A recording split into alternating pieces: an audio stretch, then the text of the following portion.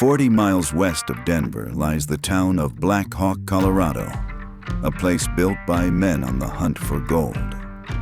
In 1859, the Pikes Peak Gold Rush turned this rugged valley into the richest square mile on Earth. Today, that legacy is coming alive again as the men of Black Fox Mining work to reopen the historic Bobtail Mine, giving visitors a chance to step into the past and experience the heart of Colorado's gold rush. Black Fox Mining, a seasoned underground mining contractor founded in 2014, is leading this gritty project.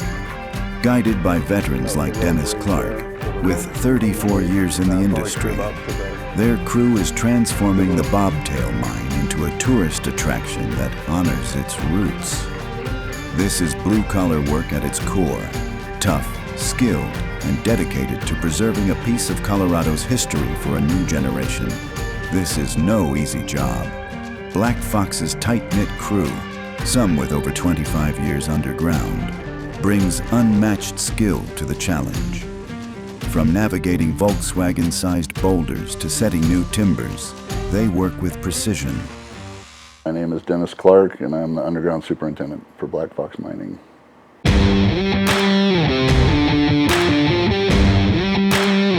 First time I ran an underground mucker, I was 12 years old, sitting on my dad's lap. I'm a fourth-generation miner from North Idaho. I was raised in the Coeur d'Alene mining district. Taking a historic mine and turning it into a mine tour so the public can see it and better understand mining and why this whole district is here. So we started right at the portal. There was rail coming out to about here. There was an old timber set. We replaced the timber set with new timber, and then we put new rail, new ballast back for about, 1,000 feet, 1,500 feet.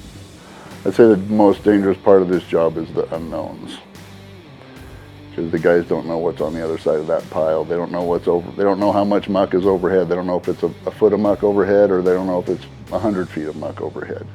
There's just a lot of unknowns.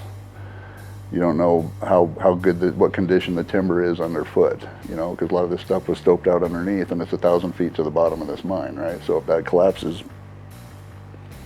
so it's just the unknowns, I believe. They've had to go through several cave-ins. Every place where there was a shaft. The shaft is a vertical sunk from surface, vertical sunk shaft. And when they closed them off I think they did it in the 80s in Colorado, around in this area, they just started filling in the hole, and all that stuff goes down and blew out the timber that was in the mine. So that's the cave-ins that the guys are going through. So they're having to spile their way through the cave-ins and stuff to get to the other side and put in new timber.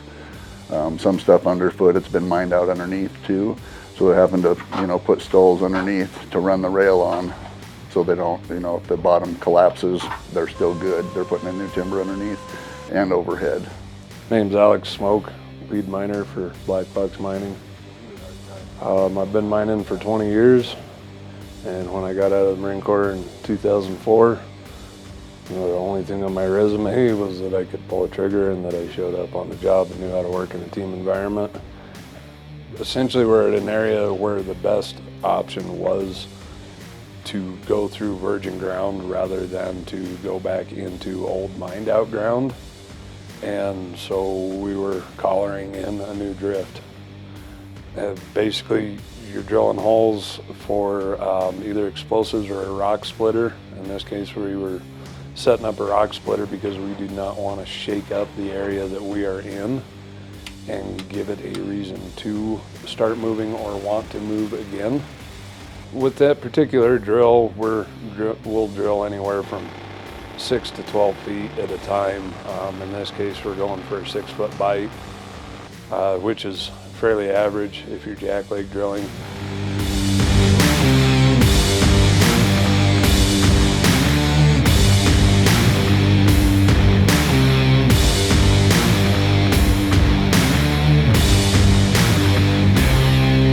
It is absolutely one of the most hostile and dangerous environments on the face of the planet, except that it's under the face of the planet.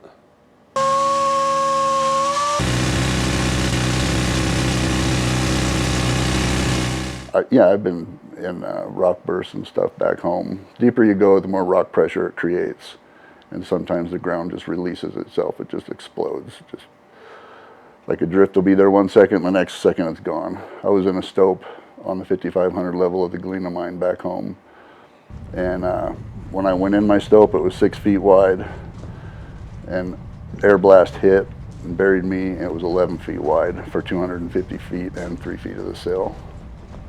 It just exploded, and I was in the middle of it and was buried and got out, had a bruise on my shin, was the only thing that happened. I have been there when there was a severe collapse in front of me. I would rather get shot at. You don't know where it's going. You can't see. The only sense that you have that does you any good is your hearing. The entire area around you becomes dusted out. You don't know up from down, left from right, front from back. There's nowhere to go. If you try to run, you may run into it. The only thing that you can do is turtle up and get low and hope that it works out for the best. Like a serious injury or a fatality on a project like this would end it. It would devastate a small company like this.